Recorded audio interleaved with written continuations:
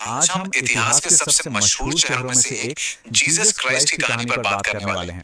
प्राचीन ग्रंथों में ये कहानी जैसे दर्ज है, हम बिल्कुल उसी तरह एक नैरेटिव स्टाइल में इस पूरी टाइमलाइन को कवर करेंगे।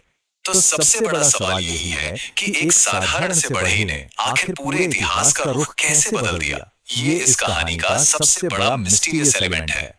हम बिल्कुल निष्पक्ष रूप से सिर्फ ऐतिहासिक ग्रंथों के आधार पर देखेंगे कि ये पूरी कहानी आखिर कैसे आगे बढ़ी और हम तक पहुंची। चलिए शुरुआत करते हैं भाग 1 से, मसीहा का आगमन। कहानियों और प्राचीन भविष्यवाणियों में पहले से ही कहा जा रहा था कि एक मसीहा यानी एक उद्धारकर्ता आने वाला है। कहानी की असल शुरुआत होती है एक चमत्कारिक घटना से।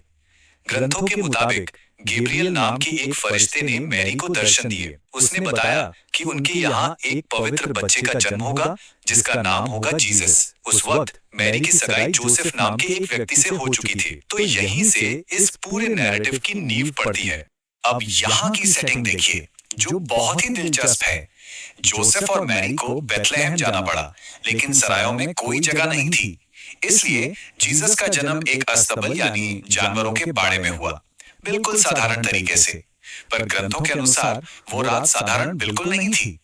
आसमान में एक बेहद चमकता हुआ तारा दिखा जिसका पीछा करते हुए कुछ चरवाहे और 3 वाइज मैन यानी 3 बुद्धिमान लोग वहां पहुंचे। वो अपने साथ सोना, लोबान और गंधर्स जैसे महंगे तोहफे लाए थे। जरा सोचिए, ऐसे शाही तोहफे एक अस्तबल में पैदा हुए बच्चे को दिए जा रहे थे। अब अगर इस टाइमलाइन पर नजर डालें तो बचपन से ही जीसस बहुत अलग थे। महज 12 साल की उम्र में वो मंदिर के बड़े बड़े विद्वानों के साथ धर्म पर गहरी बहस कर रहे थे। हर कोई हैरान था, लेकिन इसके बाद वो सालों तक एक बिल्कुल साधारण जीवन जीते रहे, एक बढ़ई का काम करते रहे, जब तक कि 30 साल की उम्र में उन्होंने अपनी शिक्षाएं देना शुरू नहीं किया। और यहीं से आता है हमारा भाग 2, शिक्षाओं का जीवन। जब वो पब्लिक लाइफ में आए अपने 12 मुख्य शिष्यों के साथ, तो उनका संदेश बिल्कुल साफ था। सभी से प्रेम करो, गरीबों की मदद करो, अपने दुश्मनों को भी माफ कर दो और ईश्वर पर भरोसा रखो। ये बातें सुनने में आज हमें आम लग सकती हैं, लेकिन उस जमाने के हिसाब से ये बेहद क्रांतिकारी और गहरा संदेश था। इसके बाद कहानी पहुंचती है भाग 3 पर, चमत्कार और बढ़ती लोकप्रियता। यहाँ से कहानी की रफ्तार बहुत तेज हो जाती है। प्राचीन वृत्तांतों में कई चमत्कारों का जिक्र है। बीमारों को ठीक करना, अंधों को रोशनी देना, पानी पर चलना, तूफानों को शांत कर देना, और तो और बहुत ही थोड़े से खाने से हजारों लोगों की भूख मिटाना। इन घटनाओं की वजह से उनकी शोहरत आग की तरह फैल गई और लोग वाकई उन्हें ईश्वर का पुत्र मानने लगे। लेकिन हर महान कहानी में एक कॉन्फ्लिक्ट भी होता है। तो अब आते हैं भाग 4 पर, विरोध और साजिश। अब इस कॉन्ट्रास्ट को देखिए। एक तरफ प्रेम और समानता का संदेश था और दूसरी तरफ उस समय के धार्मिक और राजनीतिक लीडर्स का डर। उन्हें लगा कि ये बढ़ती लोकप्रियता उनके प्रभाव और सिस्टम को खत्म कर देगी। इसी डर की वजह से उन्होंने एक बड़ी साजिश रची।